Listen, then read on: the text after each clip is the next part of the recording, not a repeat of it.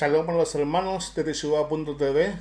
Mi nombre es Santranik Pablo Silvera, moré de la congregación Comunidad Shekinah de Asunción, Paraguay, y es un gusto poder compartir con ustedes esta semana la Parashá Tel Sabe.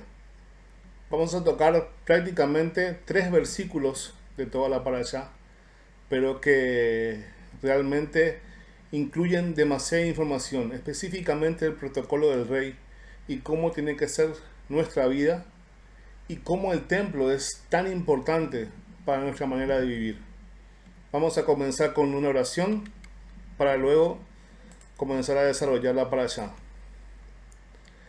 Barhu et Adonai Mevorach, Barhu Adonai Mevorach Leolam Baed, Baruch ata Adonai Eloheinu melech haolam, Asher bacharbanu mikol ha'amin, benatan lanu et torato. Baruch ata Adonai noten HaTorah. Bendecid a Adonai el bendecido. Bendito sea Adonai que es bendecido por toda la eternidad. Bendito eres tú, Adonai, nuestro Elohim, Rey del universo, que nos has elegido de entre todas las naciones y nos has dado tu Torah. Bendito eres tú, Adonai, que das la Torah. Amén. Bueno, esta parashá se encuentra en Éxodo 27:20 al 30:10. En la Haftará encontramos en Ezequiel 43, 10 al 27 y Romanos 12, 1 al 13, 14.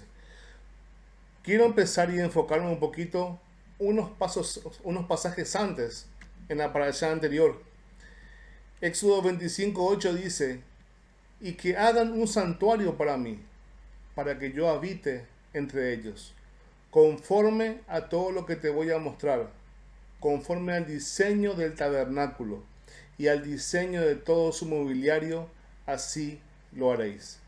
Es muy interesante que al principio, cuando fue la creación, el Padre que hizo un jardín en el Edén. Ese jardín representaba el templo, era una figura del templo. El hombre peca, cae, y encontramos que nuevamente el Padre busca la forma de habitar en medio de su pueblo. Entonces, tenemos que el propósito de la creación es que la humanidad more con Elohim, more con nuestro Dios. Y es un punto importante a tener en cuenta. ¿Por qué? Porque el Padre empieza a hacer y empieza a dar las formas que tenemos que vivir. Nos da un diseño, nos da el paso a paso de cómo llegar a ser como Él quiere que seamos. La palabra diseño es la palabra hebrea tabnit, que habla de una estructura, de un modelo, de un diseño, una forma, un plano. Cuando vamos a construir una casa, ¿qué hacemos primero? Hacemos un plano, vemos cómo van a ser los cimientos, vemos de cuántos pisos va a ser la casa. Y exactamente el tabernáculo es eso. El tabernáculo y el templo es el diseño, es el cimiento, es la forma en la cual tenemos que vivir. Y vamos a analizar cómo tiene relación esto con nuestra vida. La raíz de la palabra tabnit es baná, que es poner cimientos.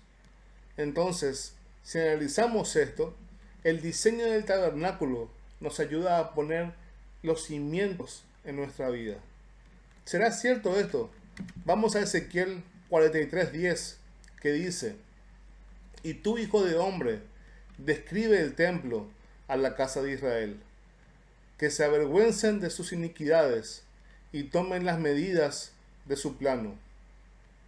Y si se avergüenzan de todo lo que han hecho, enséñales el diseño del templo, su estructura, sus salidas, sus entradas, todos sus diseños, todos sus estatutos y todas sus leyes, y escribe esto ante sus ojos para que guarden todas sus leyes y todos sus estatutos y los cumplan. Esta es la ley del templo. Todo su territorio sobre la cumbre de alrededor, por todo alrededor, será santísimo. He aquí, esta es la ley del templo. Es muy interesante esto. ¿Por qué? Porque acá Ezequiel está hablando que hay una ley del templo.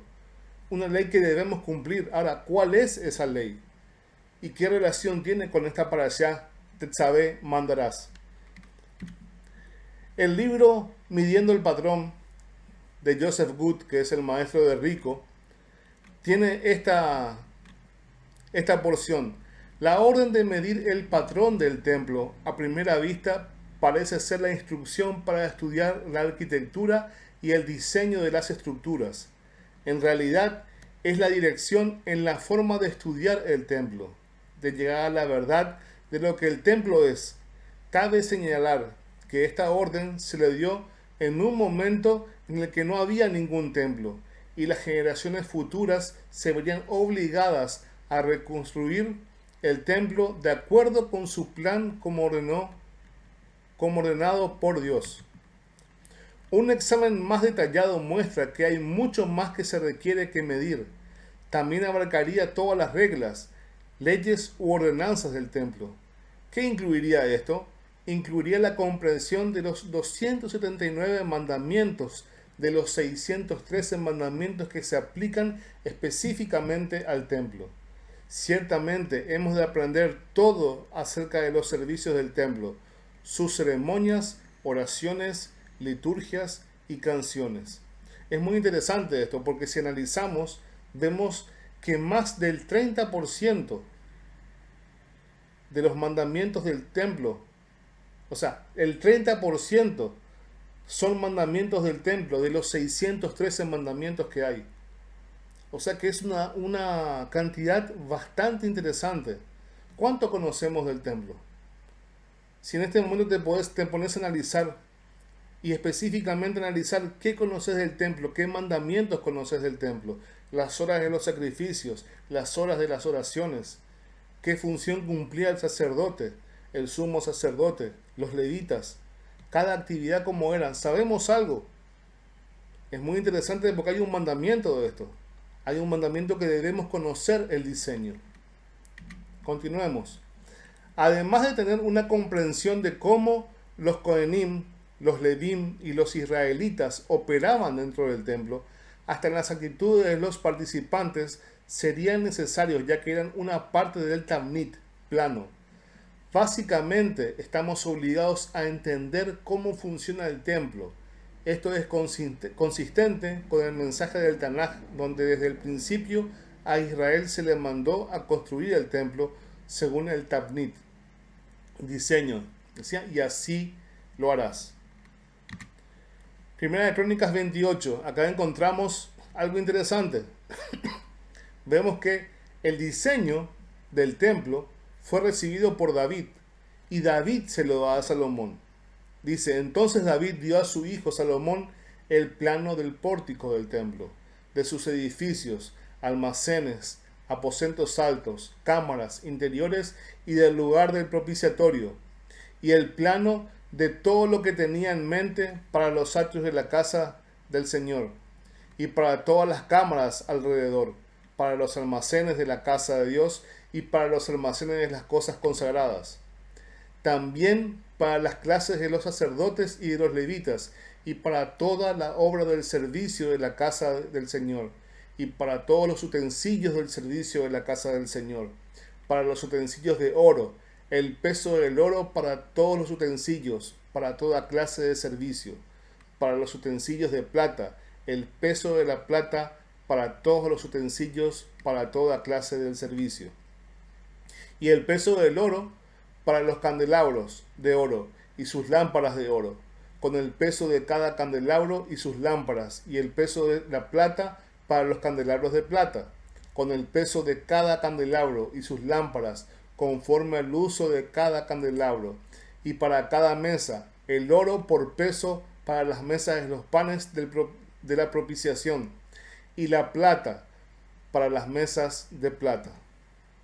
Y los garfios, los tazones y los jarros de oro puro, y para las tazas de oro, con el peso de cada taza, y para las tazas de plata, con el peso de cada taza.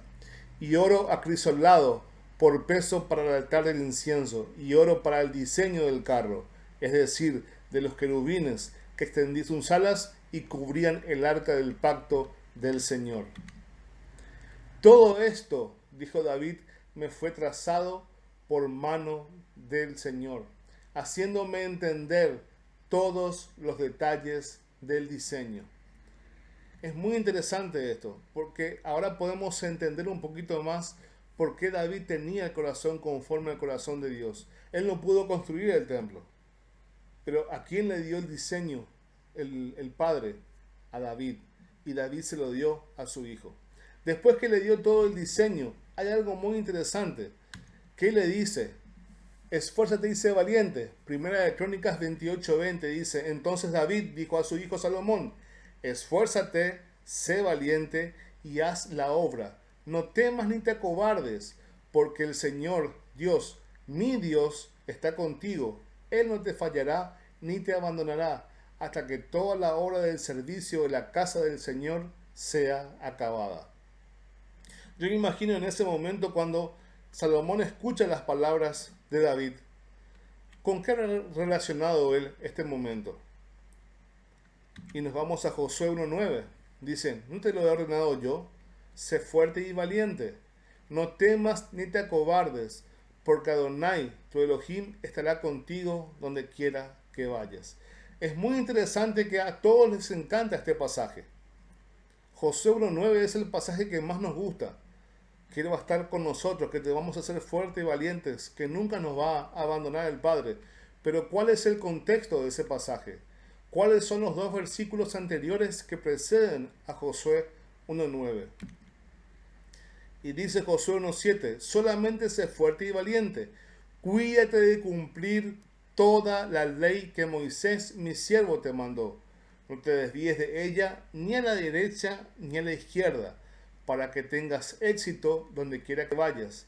Este libro de la ley no se apartará de tu boca, sino que meditarás en él día y noche, para que cuides de hacer todo lo que en él está escrito, porque entonces harás prosperar tus caminos y tendrás éxito. Entonces, ¿cuál es el contexto de Josué 1:9? Es meditar en la ley de día y de noche, no apartarnos de ella de día y de noche, y cuidar de cumplir cuidadosamente. Entonces, si analizamos esto y analizamos que hay un mandato para conocer el templo y para guardar las leyes del templo, esto es parte. Ahora, vamos a ver en esta parasha qué se da. ¿Por qué? Porque vemos un protocolo. Vemos el protocolo del rey de cómo tenemos que acercarnos. El templo es el espacio sagrado que conecta el mundo natural con el mundo espiritual. En este momento, ¿cuál es nuestro templo? ¿Cuál es nuestro espacio sagrado? Es el Shabbat. El Shabbat es el día más santo de la semana. Es un día apartado. Es un día en el cual la puerta de los cielos se abren. En el cual hay una conexión entre el mundo espiritual y el mundo natural. Y los que tenemos el privilegio de reconocer el Shabbat como ese día, de reconocer ese regalo del Padre a nosotros, podemos participar de ese espacio sagrado. El Padre nos da gracia, favor y regalos. Nosotros como clientes, como vasallos, le damos gratitud, honra, lealtad y obediencia. Ese es el círculo de la gracia. ¿Qué nos da el Padre? Convenios. ¿Para qué? Para vivir en justicia y bondad. Vivir en justicia y bondad nos da honor. El honor para poder entrar en su espacio sagrado, para entrar en su templo. Ahora, vamos a analizar el protocolo del rey. Esta parasha empieza con el encendido de las lámparas y termina con la oración. Pero la lámpara, ¿qué implica? Salmo 119, 105 dice, lámparas a mis pies tu palabra y luz para mi camino. Salomón dio un poquito más de entendimiento a lo que dijo David y decía, porque el mandamiento es lámpara y la enseñanza luz y camino de vida las reprensiones de la instrucción. Entonces vemos que, ¿qué es el mandamiento? Es la lámpara que alumbra nuestro caminar. ¿Y qué es la luz? Es la enseñanza que recibimos. O sea que la enseñanza nos da la inteligencia para poder caminar en la luz. Y luego de que estamos caminando en luz, podemos acercarnos en oración. Porque ¿qué dice Proverbios 28:9? Al que aparta su oído para oír la ley, su oración también es abominación. El que extravía a los rectos por el mal camino, en su propia fosa caerá, pero los íntegros heredarán el bien. Todo esto es una introducción. ¿Por qué? Porque la parashá empieza con las lámparas y termina en el capítulo 30 con la oración. Entonces, todo este concepto vamos a manejar bien y vamos a entender estos dos puntos importantes. Cómo se unen, cómo se concatenan el encendido de las lámparas, el que yo viva en luz con las oraciones. Vamos a Éxodo 27:20, dice, y mandarás a los hijos de Israel que traigan aceite puro de olivas machacadas para el alumbrado, para que la lámpara arda continuamente en la tienda de reunión, fuera del velo que está delante del testimonio. A Aarón y sus hijos la mantendrán en orden delante del Señor desde la tarde hasta la mañana. Será estatuto perpetuo para todas las generaciones de los hijos de Israel. Un punto muy importante. Primero que nada, tenemos que producir aceite. Tenemos que mantener las lámparas encendidas. Y dice que es estatuto perpetuo para todas las generaciones. Ahora, ¿cómo yo mantengo la lámpara ardiendo? Y hago una pregunta. ¿De dónde proviene el aceite de oliva? El aceite de oliva proviene del olivo. ¿Y quién es el olivo? Israel. ¿Dónde encontramos esto? Jeremías 11:16 dice, olivo frondoso, hermoso en fruto y forma, te puso por nombre el Señor. Con río de un gran estrépito ha prendido fuego en él, y sus ramas son inservibles.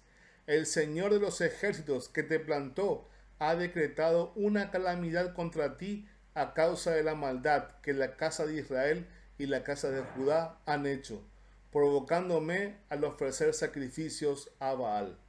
Es muy interesante que Baal es esposo. Entonces, ¿qué está pasando?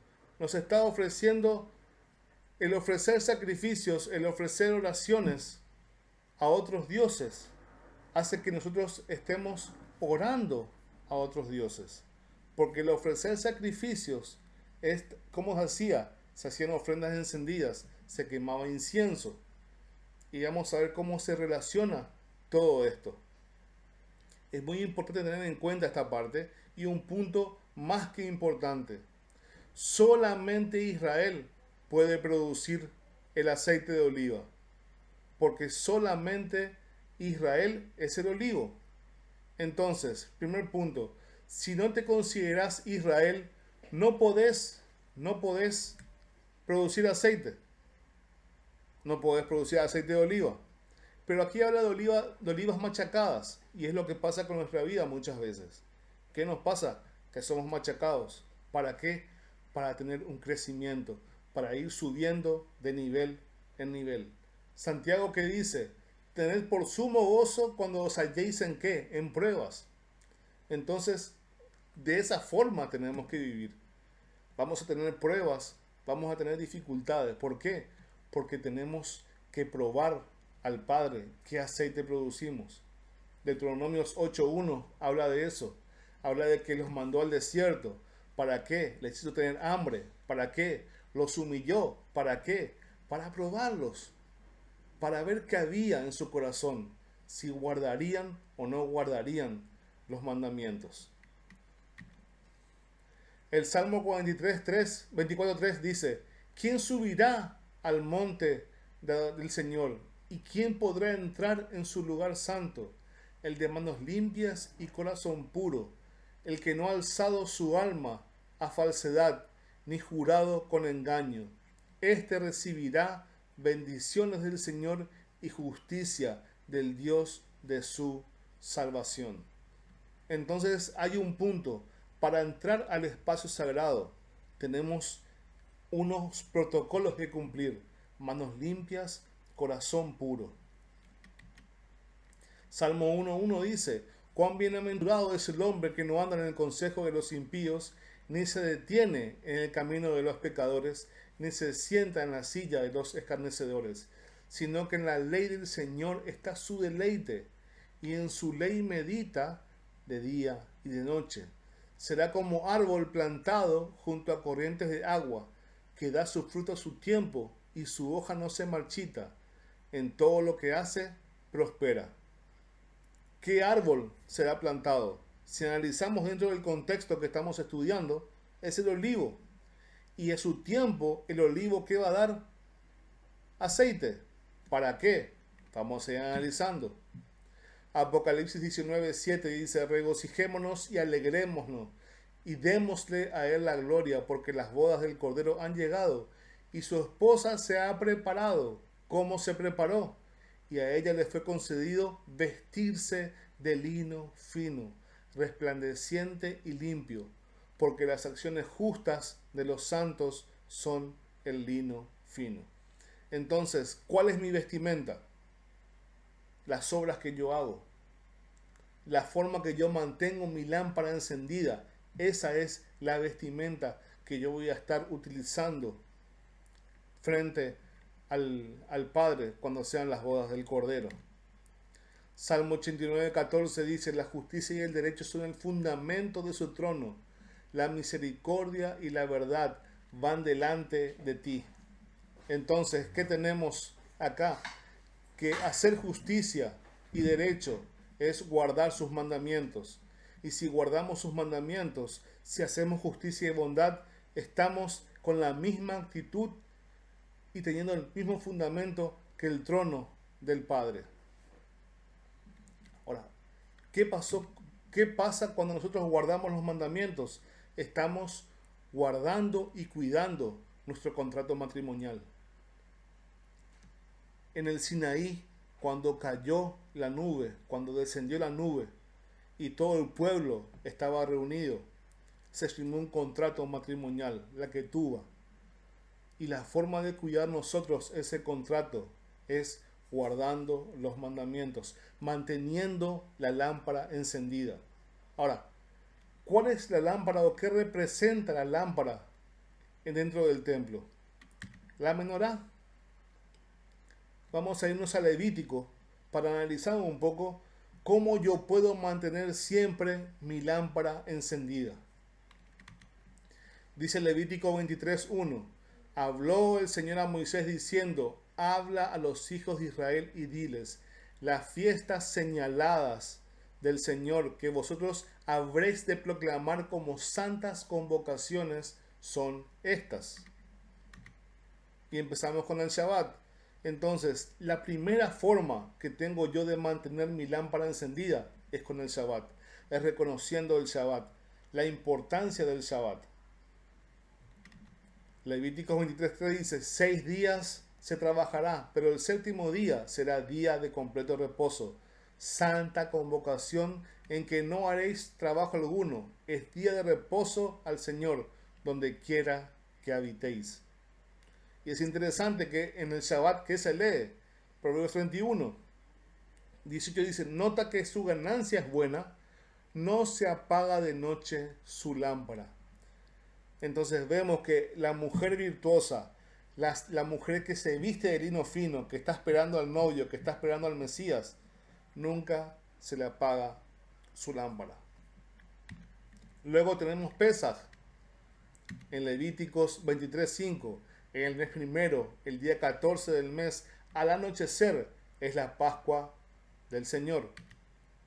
Luego tenemos Hag Matzah, los panes sin levadura. Levítico 23:6. El día 15 del mismo mes es la fiesta de los panes sin levadura para el Señor. Por 7 días comeréis pan sin levadura. En el primer día tendréis una santa convocación. No haréis ningún trabajo servil. Levítico 23:8 dice: y durante 7 días presentaréis al Señor una ofrenda encendida. El séptimo día es santa convocación. No haréis ningún trabajo servil. Luego viene Bikurim, primeros frutos. Habla a los hijos de Israel y diles: cuando entréis en la tierra que yo os daré y seguéis su mies, entonces traeréis al sacerdote una gavilla de las primicias de vuestra cosecha. Y él mecerá la gavilla delante del Señor, a fin de que seáis aceptados. El día siguiente, el día de reposo, el sacerdote la mecerá. Después tenemos Shavuot. Contaréis desde el día que sigue al día de reposo, desde el día en que trajisteis la gavilla de la ofrenda mecida, contaréis 7 semanas completas. Contaréis 50 días hasta el día siguiente al séptimo día de reposo. Entonces presentaréis una ofrenda de espiga tierna al Señor. Luego tenemos Yom Teruah. Otra vez el Señor habló a Moisés diciendo: habla a los hijos de Israel y diles: en el séptimo mes, el primer día del mes, tendréis día de reposo, un memorial al son de trompeta, una santa convocación. No haréis ningún trabajo servil, pero presentaréis una ofrenda encendida al Señor. Tenemos Yom Kippur, el día más santo. Y el Señor habló a Moisés diciendo: a los 10 días de este séptimo mes será el día de expiación, será santa convocación para vosotros, y humillaréis vuestras almas y presentaréis una ofrenda encendida al Señor. Tampoco haréis ningún trabajo en ese día, porque es día de expiación, para hacer expiación por vosotros delante del Señor vuestro Dios. Y luego tenemos Sukkot. Y el Señor habló a Moisés diciendo: habla a los hijos de Israel y diles: el día 15 de este mes séptimo es la fiesta de los tabernáculos. Se celebrará al Señor por 7 días. El primer día es santa convocación. No haréis ninguna clase de trabajo servil. Dice: así declaró Moisés a los hijos de Israel las fiestas señaladas del Señor. Entonces, ¿cómo yo mantengo mi lámpara encendida? ¿Cómo yo traigo aceite para que la lámpara alumbre? Celebrando sus fiestas, celebrando su Moedim. Entonces empiezo con el Shabbat, sigo con los días de Pesach, panes sin levaduras, primeros frutos, y así sucesivamente. ¿Y cómo yo mantengo mi lámpara encendida? Porque cada celebración exige una preparación. Entonces todo el año yo mantengo mi lámpara encendida, celebrando sus fiestas, celebrando el Shabbat, congregándome con los hermanos y así pudiendo cumplir los mandamientos. Levítico 24:2 también dice: manda a los hijos de Israel que te traigan aceite puro de olivas machacadas para el alumbrado, para hacer arder la lámpara continuamente.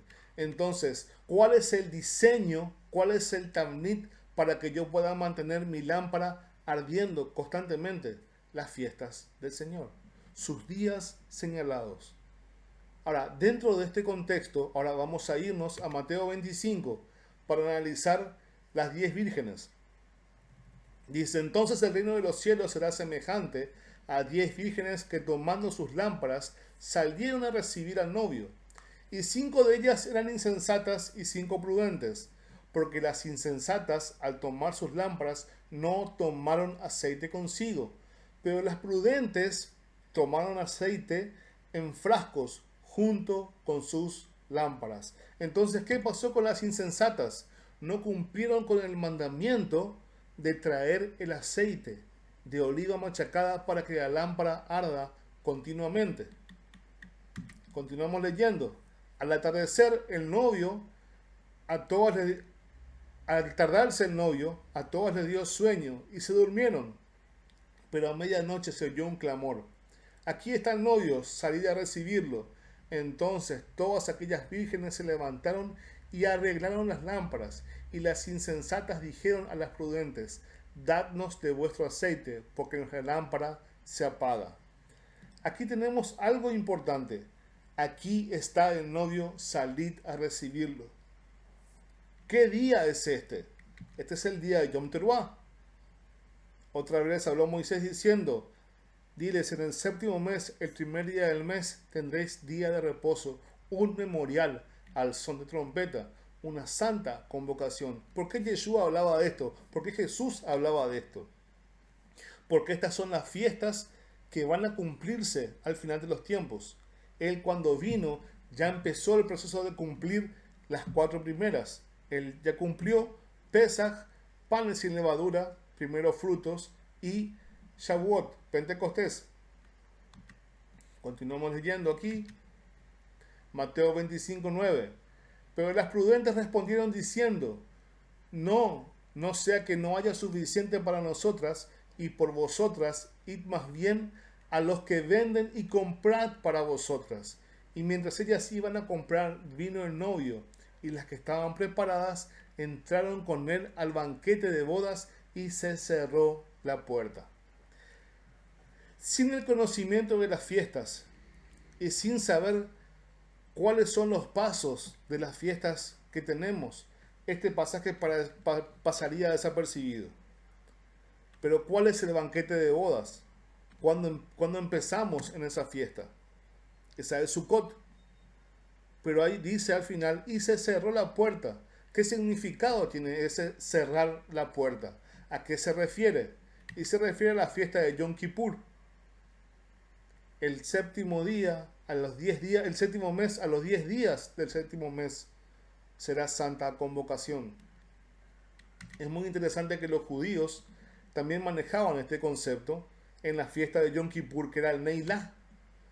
El Neilá es el cierre o el servicio final de Yom Kippur. Los judíos tienen la creencia que las puertas del cielo permanecen abiertas a lo largo de los días de arrepentimiento. ¿Cuáles son los días de arrepentimiento? Desde Yom Kippur, desde Yom Teruah hasta Yom Kippur. Para recibir nuestras oraciones, para ser perdonados, y que éstas son cerradas después del servicio del Neilá. Para ser específicos, estas puertas son abiertas en Rosh Hashanah para permitir que los justos entren al cielo y permanecen abiertas hasta el servicio del Neilá en Yom Kippur. Cuando se hace sonar el último toque del shofar, el shofar Hagadol, la gran trompeta, al final del servicio del Neilá, aquellos que han guardado ese día con toda sinceridad podrán sentir que fueron inscritos y sellados en el libro de la vida. Entonces, las 10 vírgenes que representan esa parábola, representan los últimos días, las fiestas, desde Yom Teruah hasta Sukkot.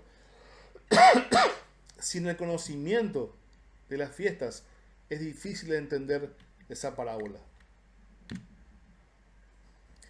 Continuamos diciendo, después vinieron también las otras vírgenes diciendo, Señor, Señor, ábrenos. Pero respondiendo él dijo, en verdad os digo que no os conozco.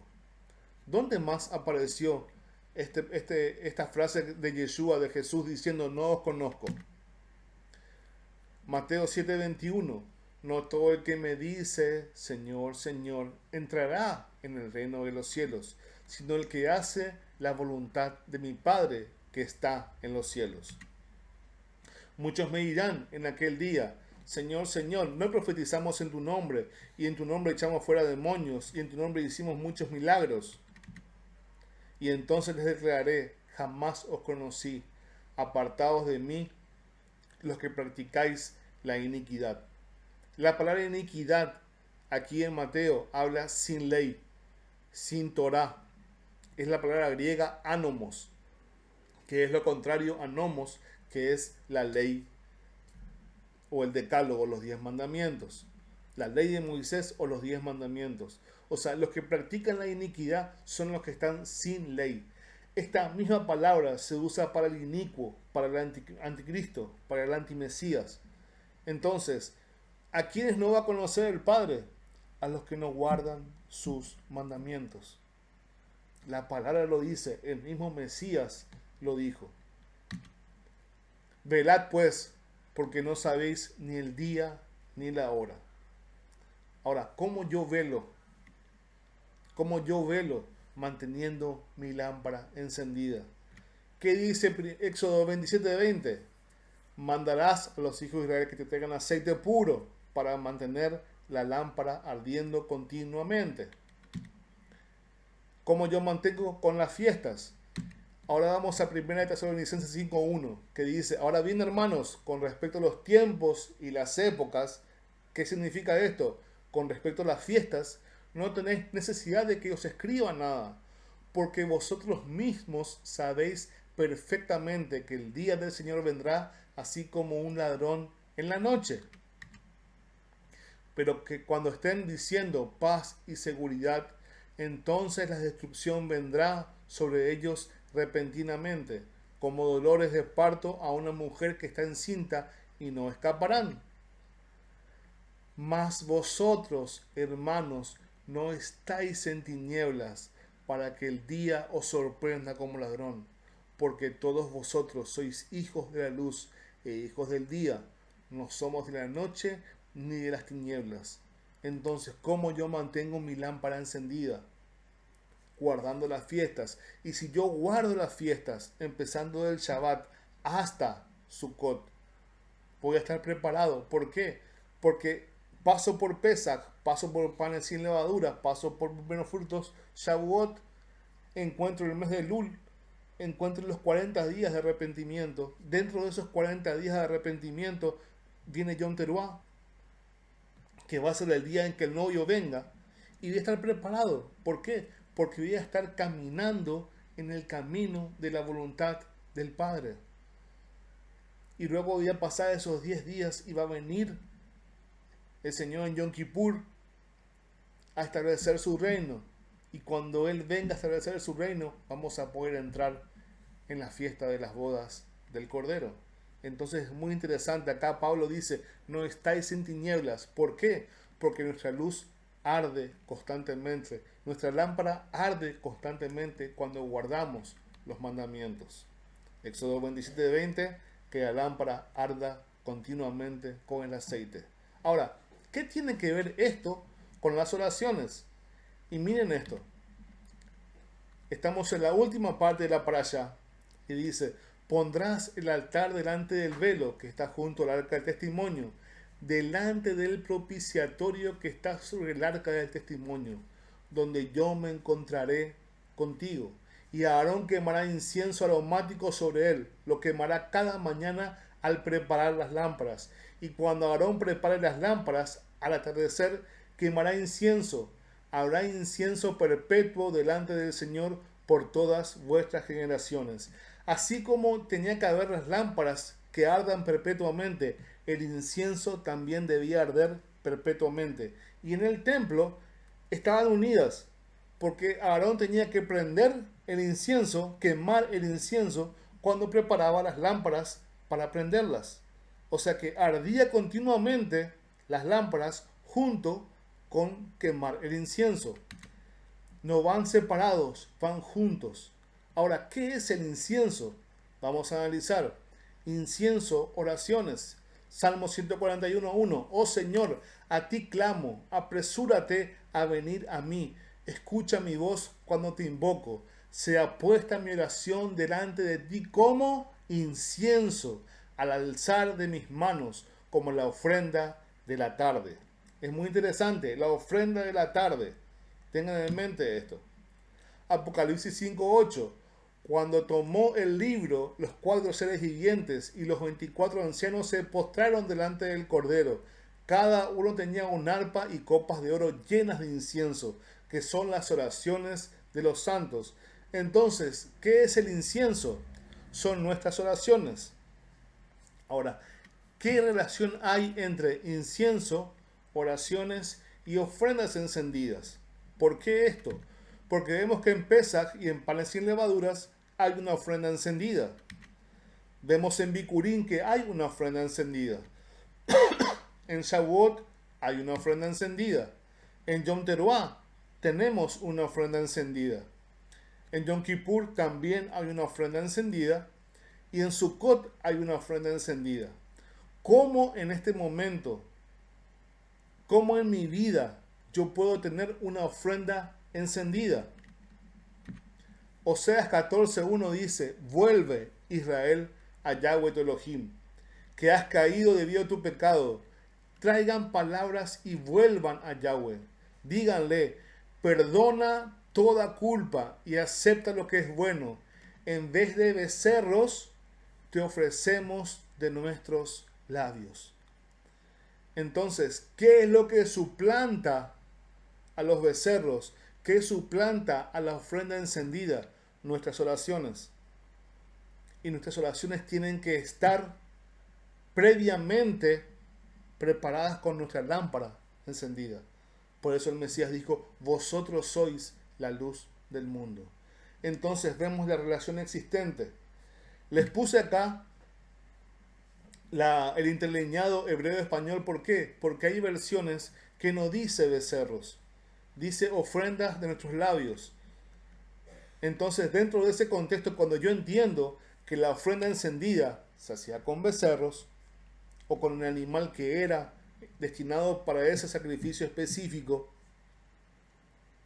y que ahora yo puedo hacer cambiar, o sea, ¿no? Como no hay templo, mi ofrenda es las palabras que salen de mi boca, en alabanzas, en oración quemando incienso, porque vimos que el incienso son las oraciones de los santos.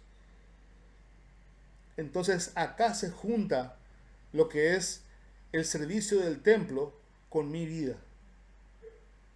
Mi vida tiene que estar alineada al servicio del templo en cuanto al protocolo del rey de mantener la lámpara encendida y el incienso quemado perpetuamente. El Talmud también habla de esto. Las discusiones que había, Yoma 86b habla y dice, así que haremos para los toros la ofrenda de nuestros labios. Había discusiones de qué era arrepentimiento y estaban basados en Oseas. Y en el Talmud Yoma 86b encontramos que los judíos también tenían ese concepto de que al no haber templo en el exilio, la ofrenda de nuestros labios suplantaba a la ofrenda encendida. ¿Qué dice Hebreos 13:15? Por tanto, ofrezcamos continuamente mediante él sacrificios de alabanza a Dios, es decir, el fruto de labios que confiesan tu nombre. El Salmo 19:14 dice, sean aceptadas las palabras de mi boca y los anhelos de mi corazón delante de ti, Yahweh, roca mía y redentor mío. Entonces, decía a la hora de la tarde, ¿se acuerdan? La ofrenda de la tarde. ¿Y qué hora era esa? Las 3 p.m. La hora de oración, la hora del sacrificio de la tarde, es la misma hora que murió nuestro Mesías. Entonces tenemos que estar siempre, perpetuamente, con nuestra lámpara ardiendo y con nuestro incienso quemando. Salmo 18:1 dice, para el director del coro, Salmo de David, siervo del Señor, el cual dirigió al Señor las palabras de este cántico, en el día que el Señor lo libró de la mano de todos sus enemigos y de la mano de Saúl. Y dijo, yo te amo, Señor, fortaleza mía. El Señor es mi roca, mi baluarte y mi libertador, mi Dios, mi roca, en quien me refugio, mi escudo y el cuerno de mi salvación, mi altura inexpugnable. Invoco al Señor, que es digno de ser alabado, y soy salvo de mis enemigos. Los lazos de la muerte me cercaron, y los torrentes de iniquidad me atemorizaron. Los lazos del Seol me rodearon. Las redes de la muerte surgieron ante mí. En mi angustia invoqué al Señor y clamé a mi Dios desde su templo. Oyó mi voz. Desde su templo oyó mi voz. Él escucha desde dónde, desde su templo en los cielos. Pero sabemos que el templo terrenal es una sombra del templo celestial. Entonces, ¿cómo Él escucha mi voz? Cuando yo guardo los mandamientos, cuando tengo mi lámpara encendida y mi incienso quemado. Y dice, y mi clamor delante de Él llegó a sus oídos. Entonces, el protocolo del rey es lámparas en mis pies tu palabra y luz para mi camino. Que van casados con que si yo no tengo mi lámpara encendida, mi oración no se va a escuchar. ¿Por qué? Porque en el servicio del templo tenemos esa unión. Tenemos que la lámpara va en el mismo momento que el incienso. Van de la mano, se preparan las lámparas para que se mantengan encendidas y se quema el incienso, que son las oraciones. Entonces, ¿cómo yo mantengo una vida de oración sabiendo que el Padre me va a escuchar? Guardando sus mandamientos, viviendo en su voluntad. Entonces, ¿qué nos ofrece el Padre? El Padre nos ofrece convenios para que vivamos en justicia y bondad, para tener honor y poder entrar al espacio sagrado. El Shabbat es nuestro espacio sagrado ahora. Las fiestas son nuestro espacio sagrado en estos días. Y tenemos que vivir de una forma en la cual podamos ser dignos representantes, dignos mensajeros del Padre en la tierra, sin olvidarnos que cada mandamiento, cada estatuto, cada decreto que fue dado en la palabra es porque el Padre quiere habitar en medio nuestro. Hizo el Edén, hizo el templo, y cuando vuelva Yeshua, cuando vuelva Jesús, vamos a tener otra vez el templo, hasta que tengamos cielo nuevo y tierra nueva, cuando todas las cosas vuelvan al principio.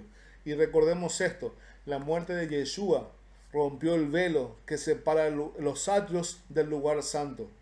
Nos dio acceso al lugar santo.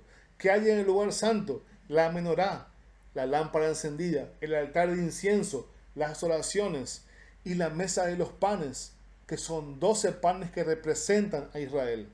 Entonces el lugar santo me da la prefigura de que si yo no soy Israel, no guardo los mandamientos y no tengo mi momento de oración, hay algo que está mal. Y no voy a poder vivir en el honor para poder entrar a ese lugar. Ahora, el lugar que separaba el lugar santo del santísimo era un velo. ¿Qué había en el velo? Había querubines. ¿Qué significa que el primer velo se rompió? Significa que Yeshua, por su sacrificio, abrió el camino para que podamos volver al Edén, para que podamos volver a donde las cosas eran perfectas. Ese es nuestro Rey, ese es el amor de nuestro patrón, de nuestro Elohim, que nos dio la posibilidad de tener un convenio con Él. Y es interesante que una nación es nación cuando tiene rey, cuando tiene constitución y cuando tiene tierra.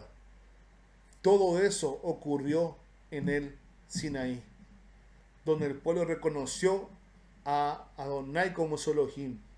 El pueblo recibió la Torá, la constitución, y recibió la promesa de la tierra prometida. En ese momento Israel se convirtió en nación. En ese momento Israel tiene que cumplir el papel de luz a las naciones. ¿Cómo? Practicando justicia y bondad, preocupándose del huérfano, de la viuda, del desamparado, del extranjero, del levita, preocupándose de eso, como decía la parábola, tuve hambre y no me diste de comer, tuve sed y no me diste de beber, estuve preso y no me visitasteis. Entonces tengamos en cuenta eso, tengamos en cuenta que nuestra vida tiene que reflejar el amor del Padre. Y cuando yo medito de día y de noche y vivo y me deleito en la Torá, voy a ser árbol plantado que da fruto a su tiempo y su hoja no se marchita. Muy importante estos puntos. La verdad que esta parashá es una de las parashá. Imagínense, 3 versículos nomás analizamos de la parashá. Éxodo 27, 2 versículos, y Éxodo 30, 1 versículo o 2 versículos. De todo lo que hay. Esta sección es impresionante porque hablamos del templo, hablamos de la ropa del sacerdote, hablamos de la vida que tiene que tener un hijo de Israel, un hijo de Dios. Nunca nos olvidemos de eso y recordemos siempre que somos salvos por gracia y en la obediencia hay bendición. Y recuerden, no crean todo, verifíquelo usted mismo. Oramos para terminar. Baruch atah Adonai Eloheinu melech haolam. Asher natan lanu et torato Torah emet. Bechaye olam natah betochenu. Baruch atah Adonai noten haTorah. Bendito es todo Adonai, nuestro Elohim, Rey del universo, que nos has dado la Torah de la verdad y vida eterna has implantado dentro de nosotros. Bendito es tu Adonai, dador de la Torah. Amén. Shavuot Tov.